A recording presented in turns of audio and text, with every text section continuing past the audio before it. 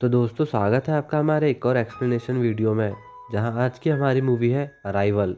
कहानी की शुरुआत होती है जहां हम लुइस नाम के एक लड़के को देखते हैं जो कि अपनी बेटी हाना के साथ होती है। लुइस हमेशा अपनी बेटी के साथ होती, खेलती है और वह काफ़ी खुश होती है।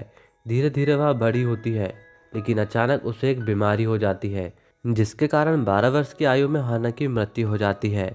अब सीन शिफ्ट होता है और हम एक स्कूल को देखते हैं जहाँ पर लुइस एक लिंग्विस्टिक टीचर होती है, जिसका मतलब होता है भाषाविद, जिसमें भाषा का वैज्ञानिक अध्ययन किया जाता है। वह स्कूल जाती है और अपनी क्लासेस में होती है और अचानक उन्हें पता चलता है कि उनके शहर में एक ऑब्जेक्ट आ चुका है, जिसके कारण वहाँ पर लॉकडाउन की स्थिति बन चुकी है। आगे उन्हें पता चलता है कि ऐसे ही आठ और अलग अलग जगह पर उतर चुके हैं।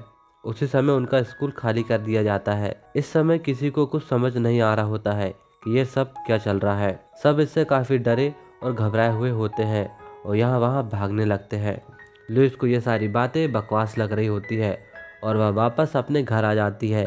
तभी वह न्यूज़ देखती है जहाँ से उसे पता चलता है कि 12 घंटे से भी ज़्यादा समय हो चुका है उन ऑब्जेक्ट का धरती पे आए हुए, जिस कारण शहर में अफरा तफरी का माहौल हो चुका है। लेकिन लुइस को किसी बात की कोई भी चिंता नहीं होती है और वह सो जाती है। अगले दिन लुइस अपने स्कूल पहुंचती है, जो कि पूरी तरीके से खाली होता है। तभी कर्नल जीटी वेबर लुइस के पास पहुंचते हैं, जो कि लुइस के 2 साल के पहले किए गए लैंग्वेज ट्रांसलेशन के काम से प्रभावित होकर लुइस के पास पहुंचे हुए थे, ताकि वे लुइस की हेल्प ले सके। तभी वेबर एक वॉइस रिकॉर्डिंग लुइस को सुनाता है, जो कि काफ़ी अजीब सी होती है, जिसमें सैनिकों द्वारा उनके आने का कारण पूछा जा रहा होता है।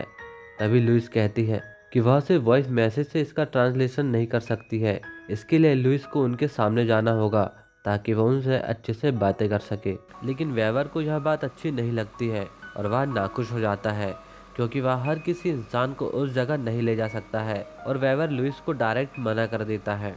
जाते समय लुइस वेबर से पूछती है कि क्या वह डेनवर के पास जाने वाले हैं, और अगर वह उनके पास जा रहे हैं तो उससे यह बात जरूर पूछना कि वॉर को संस्कृत में क्या कहते हैं, उसका ट्रांसलेशन क्या है। वेबर वहां से चला जाता है और लुइस वापस अपने घर आकर आराम कर रही होती है। लुइस के पास वापस आते हैं और लुइस से कहते हैं कि डेनवर ने इसका मतलब बहस बताया है। तब लुइस कहती है कि इसका मतलब होता है गायों की इच्छा करना, और वह लुइस को अपने साथ ले जाने को कहता है और वह उसके साथ चली आती है। लुइस के अलावा उनके साथ आयन डॉनली भी वहाँ पर मौजूद होते हैं, जो कि एक फिजिसिस्ट होते हैं। आगे पढ़ने से पहले कर्नल दोनों से कहते हैं कि वे सबसे पहले उनसे पता करें कि वे आखिर यहाँ पर क्यों आए हुए हैं, और इसकी सबसे पहले जानकारी वे उसे दे। वे एलियन के विमान की ओर आगे बढ़ते हैं, जहाँ उनका कैंप लगा होता है। उनकी मेडिकल जांच की जाती है और यह ऑब्जेक्ट उनके अलावा ऑस्ट्रेलिया, पाकिस्तान, जापान, चाइना समेत 8 देशों में आया हुआ होता है, जिनसे वे लगातार जुड़े होते हैं। एक टीम बनाई जाती है जिसका लीडर आयन डॉनली को बनाया जाता है। सभी को एक स्पेशल सूट पहनाया जाता है और स्टेशन तक पहुंचाया जाता है। इससे लुइस थोड़ी सी डरी हुई होती है, घबराई हुई होती है कि आगे क्या होने वाला है और क्या वह सब कुछ ठीक कर पाएगी। पूरी टीम को उस ऑब्जेक्ट के अंदर भेजा जाता है और अभी भी लुइस काफ़ी घबराई हुई होती है और जाने से इनकार कर रही होती है। तब डॉनली लुइस की हेल्प करता है, जिससे कि वह आगे बढ़ पाती है और वे उनके दरवाजे के एकदम सामने होते हैं, जो कि एक ट्रांसपेरेंट होता है। और तभी उनमें से 2 एलियन उनके सामने आते हैं। वे काफ़ी बड़े होते हैं और वे लोग उन्हें देखकर एकदम स्तब्ध रह जाते हैं। आगे वे उनकी कुछ वॉइस रिकॉर्ड करते हैं और वापस चले आते हैं। तो वहीं चारों ओर का माहौल काफ़ी ख़राब होता है और बाकी सभी लोग बेहद ज़्यादा घबराए हुए होते हैं। बाकी सभी देशों के लोग भी उन एलियन से संपर्क करने की कोशिश में लगे होते हैं, लेकिन उनके हाथ भी अभी तक कुछ नहीं लगा होता है। तभी डॉनली की टीम वापस जाने के लिए तैयार हो रही होती है और इस बार लुइस पूरी तैयारी के साथ आगे बढ़ती है, ताकि वह उनसे बात करने में सहायता हो सके और वह उनकी भाषा को अच्छे से जान सके। वहां पहुंचकर लुइस उनसे लिखकर बात करने की कोशिश करती है, लेकिन वे कुछ भी उत्तर नहीं दे रहे होते हैं। तब लुइस उनके पास जाती है और उन्हें अपने बारे में बताती है कि वे ह्यूमन हैं। तब उनमें से एक एलियन सिंबल के रूप में जवाब देता है। वे बेहद खुश होते हैं क्योंकि अब उनकी कुछ उम्मीद जाग रही होती है। डॉनली की टीम वापस आती है, लेकिन कर्नल को एलियन को लैंग्वेज सिखाना ठीक नहीं लग रहा होता है। तब लुइस के काफ़ी समझाने पर वे मान जाते हैं। अब उनके पास समझने के लिए कुछ सिंबल्स होते हैं, लेकिन वे अभी भी इसको नहीं समझ पाए होते हैं। लुइस अब अपने कुछ शब्द तैयार करती है जिसे कि वह एलियन को सिखा सके और सही तरीके से उनसे प्रश्न कर सके और उसका सटीक तरीके से आंसर पा सके। वे फिर से उनके पास जाते हैं। अब लुइस अपना नाम उनको बताती है, लेकिन आंसर पहले जैसा सिंबल ही होता है। तब लुइस को लगता है कि वे उसे देखना चाहते हैं। तब वह अपना सूट उतारती है और एलियन के ओर नजदीक चली जाती है। लुइस का यह प्लान काम करता है और वे जवाब देते हैं। तब डॉनली भी अपना सूट उतारता है और वह उनके पास पहुंचता है और वह अपना नाम बताता है और वे सिंबल के जरिए खुद को परिचित करते हैं और चले जाते हैं। डॉनली वापस आते हैं और वे लोग ठीक होते हैं और यह उनकी मिशन की पहली प्रोसेस होती है। लुइस अब उन सभी सिंबल को समझने की कोशिश करने में लग जाती है। तभी उसे एक बच्ची के विजन्स आना शुरू हो जाते हैं।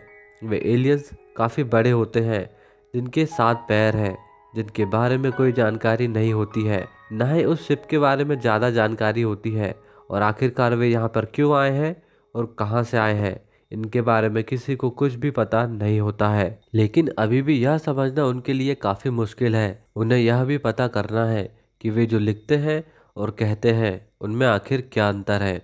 और अब देखते ही देखते यहाँ पर काफ़ी समय बीत जाता है। दूसरी ओर एलियंस की पिक्चर्स वायरल हो जाती है, दंगे भड़क जाते हैं और लोगों की नज़र में अब सरकार होती है।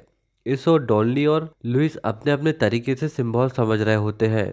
तभी लुइस को फिर से उस लड़की के विजन आना शुरू हो जाते हैं, जिससे कि वह काफी परेशान हो जाती है और हैरान रहती है। काफी समय बीत जाने के बाद भी उनके पास कोई उत्तर नहीं होता है।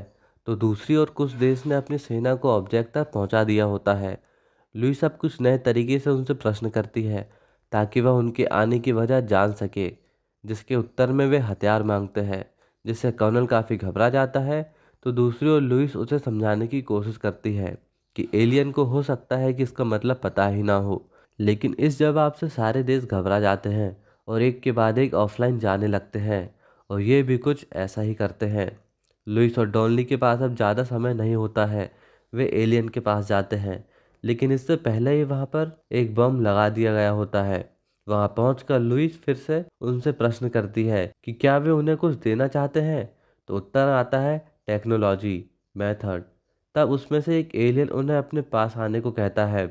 लुइस उसके पास जाती है और उसे फिर से विजन्स आने लगते हैं। लुइस उन्हें उनके सिंबल में उत्तर देती है। तभी वहाँ एक बड़ा धमाका हो जाता है और अब सीन शिफ्ट होता है और हम लुइस को देखते हैं, जो कि अपने कैंप की एक केबिन पर होती है और सैनिकों द्वारा उसे वापस ला दिया गया होता है।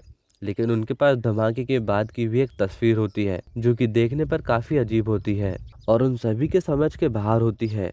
उन्हें बिल्कुल कुछ भी समझ नहीं आ रहा होता है कि वे इस तस्वीर के जरिए क्या कहना चाहते हैं। वे वापस उस शिप में जाने की बात कर रहे होते हैं।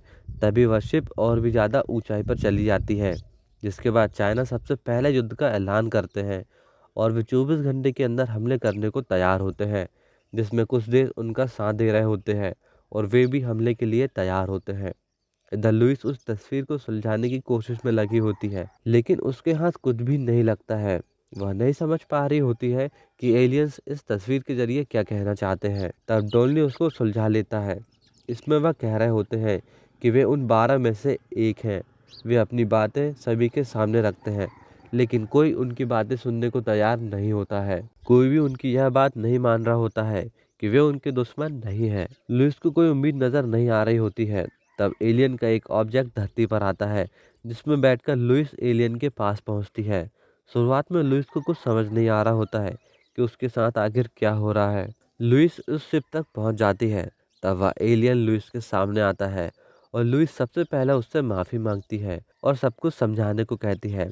तभी एलियन उसे एक उत्तर भेजता है, लेकिन वह एलियन के उत्तर को नहीं समझ पाती है। तभी उसे फिर से विजन्स आने लगते हैं, जिस पर उसे वह बच्ची फिर से दिखाई देती है और अचानक वे एलियन वापस चले जाते हैं और लुइस भी वापस आ जाती है और वे अपनी स्थिति बदलने लगते हैं। तो दूसरी ओर लुइस को वापस जाने का ऑर्डर मिल गया होता है, लेकिन लुइस उन्हीं विजन्स में अभी भी फंसी होती है और मानो कि वे उसे कुछ बता रहे हो।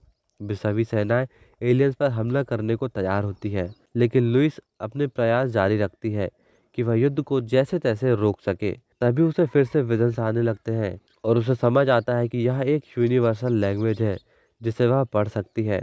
तब उसे समझ आता है कि उसका वेपन ही उनकी भाषा है।